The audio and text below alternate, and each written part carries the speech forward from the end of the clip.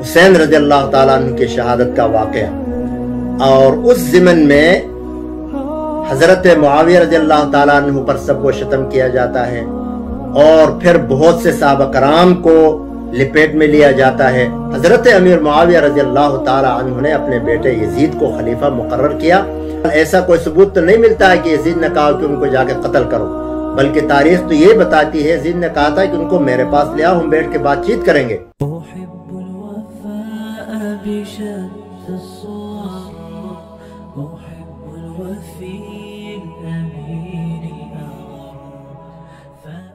बिस्मिल्लाहिर्रहमानिर्रहीम।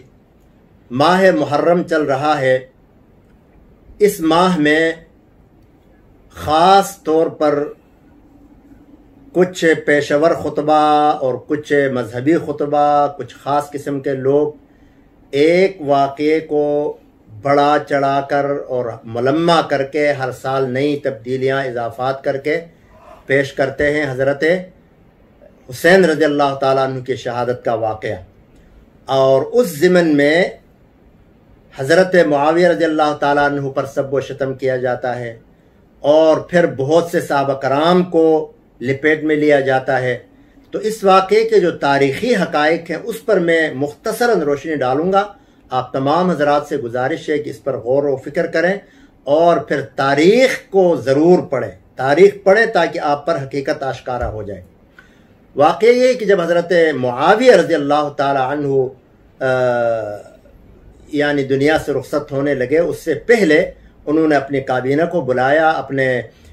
जो आपके अहले शूरा थे उनको बुलाया और कहा कि इस मामले में, खिलाफत के मामले में क्या किया जाए।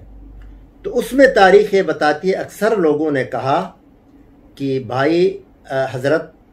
अमीरुल मोमिनीन आप जो हैं अपने बेटे यजीद को ही खलीफा बनाएं, वरना चूँकि आपका एक बड़ा असर है लोगों पर, बड़ा अरसा आप यहाँ के गवर्नर रहे हैं, तो ऐसा न हो कि आप किसी और को खलीफा बनाएंगे तो कल को हो सकता है वो उनको न माने और फिर लड़ाई झगड़ा हो जाए। और करीब में चूँकि मुसलमानों में बड़ी जंगें हुई थी, जंग जमल हुई थी, सिफ़ीन हुई थी, उसके बाद हज़रत मुआविया रज़ी अल्लाह ताला अन्हु और हज़रत हसन रज़ी अल्लाह अन्हु के दरमियान भी काफ़ी कशमकश हुई थी। अगरचे लड़ाई नहीं हुई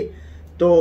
उनको ख़तरा था कि मुसलमान किसी और लड़ाई में न पड़ जाएं, इसलिए उन हज़रात का इंतहाई हमदर्दाना मशवरा ये था कि आप अपने बेटे को बनाएं। तो बहरहाल उनके मशवरे पर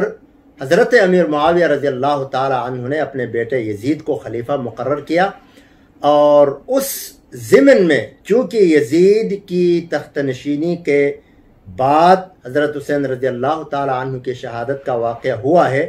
अब उसमें यजीद मुलव्विस था या न था, हुक्म उसका था या न था हज़रत हुसैन रज़ी अल्लाह अन्हु को शहीद करने का। तो बहरहाल ऐसा कोई सबूत तो नहीं मिलता है कि यजीद ने कहा कि उनको जाके कत्ल करो, बल्कि तारीख़ तो ये बताती है यजीद ने कहा था कि उनको मेरे पास ले आओ, हम बैठ के बातचीत करेंगे।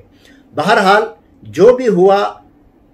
बिल्कुलियत तौर पर हम उनको बरी ज़िम्मा भी नहीं कह सकते हैं, क्योंकि वो खलीफा थे, वो अमीर थे उस वक़्त और उनकी इमारत में इतना बड़ा वाक़या पेश आया है। नीचे के हालात जो भी हुए, यकीनन इसमें मैंने अर्ज़ किया था कि उन कूफियों का बड़ा अमल दखल है जिन्होंने हज़रत हुसैन रज़ी अल्लाह अन्हु को बुलाया और बुला के उनके मुकाबले में आए, उनको शहीद कर दिया। तो दरअसल किरदार इनका था, वो मुनाफिक टोला जिन्होंने हज़रत हुसैन को बुलाया, फिर उनके मुकाबले में आए और उनको शहीद करने तक वो उनकी मुखालिफत में रहे, असल किरदार उनका था। लेकिन चूँकि अमीर तो हज़रत यजीद ही थे, इसलिए उनको भी पूरी तरह बरी ज़िम्मा नहीं कहा जाता। लेकिन ठीक है, वो जैसे कैसे भी थे, इस ज़िमन में यजीद को सामने रखकर हज़रत मुआविया रज़ी अल्लाह ताला अन्हु पर लान तान करना, उन पर सब व शितम को जायज़ करार देना और उन पर यह इल्ज़ाम लगाना कि उन्होंने मुलूकियत को फ़रोग़ दिया, अपने बाद अपने बेटे को खलीफा बनाया, जो कि इस्लामी रिवायात और अक़दार के ख़िलाफ़ है। ये और इस तरह के बहुत सारे इल्ज़ामात हज़रत मुआविया पर लगाए जाते हैं और इसमें बड़ा अफसोस होता है कि बड़े बड़े मुस्लिम स्कॉलर भी इसमें बड़ी गलती का शिकार हुए हैं। तो बहरहाल हज़रत मुआविया रज़ियल्लाहु ताला अन्हु एक बहुत जलीलुल क़द्र सहाबी हैं آپ صلی اللہ علیہ وسلم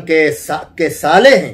حضرت حبیبہ جو حضرت ابو سفیان کی بیٹی ہیں، یہ ابو سفیان کے بیٹے ہیں حضرت معاویہ، تو ان کے یعنی سالہ ہوئے حضرت معاویہ رضی اللہ تعالیٰ عنہ، اور پھر کاتب وحی ہیں۔ اتنی بڑی عظیم الشان شخصیت کو اس انداز میں یاد کرنا کہ جس سے ان کا وقار مجروح ہو جائے، ان کی شخصیت پر دھبا لگ جائے، اس کی اجازت کوئی بھی نہیں دے سکتا ہے۔ بہرحال چونکہ حضرت معاویہ رضی اللہ تعالیٰ عنہ کا نسبی رشتہ ہے یزید سے، اس لیے بہت سے لوگ اس آڑ میں حضرت معاویہ رضی اللہ تعالیٰ عنہ کو گالیاں دیتے ہیں، ان کو برا بلا کہتے ہیں، ان پر سب و شتم کرتے ہیں۔ میں یہی عرض کر رہا ہوں کہ اس واقعے کو بنیاد بنا کر ان کے اوپر گالیاں دینے کا یہ کسی کو بھی حق نہیں ہے، ان کے اوپر الزامات لگانے کا کسی کو بھی حق نہیں ہے۔ حقائق موجود ہیں، تاریخ موجود ہے، تاریخ پڑھیں، بے شک تواریخ کے اندر کچھ 19-20 بھی ہوگا، لیکن یہ ہے کہ حقیقت وہی ہے کہ حضرت معاویہ رضی اللہ تعالی عنہ نے مشورہ کیا ہے، مشورے کے بعد جو مشورے کی اکثریت، اہل رائے کی اکثریت نے جو مشورہ دیا اس پر انہوں نے عمل کیا ہے، تو اس حوالے سے آپ پر لان تان تو بنتا ہی نہیں ہے، پھر ملوکیت کا سوال ہی پیدا نہیں ہوتا، چونکہ مشورے سے ہوا ہے۔ ظاہر ہے وہ امیر تھے، امیر کے بعد جو امیر کے اہل شورا تھی ان سے انہوں نے مشورہ لیا۔ تو بہرحال اس واقعے کو بنیاد بنا کر ہر سال جو سب و شتم کا بازار گرم کیا جاتا ہے اور جو صحابہ کرام پر طعن و تشنیع کی جاتی ہے، اور حال ہی میں بدبخت ایک آصف ملعون نے حضرت ابو بکر صدیق رضی اللہ تعالی عنہ کے اوپر کفر کے فتوے لگائے ہیں، میں کہتا ہوں کہ وہ بدبخت،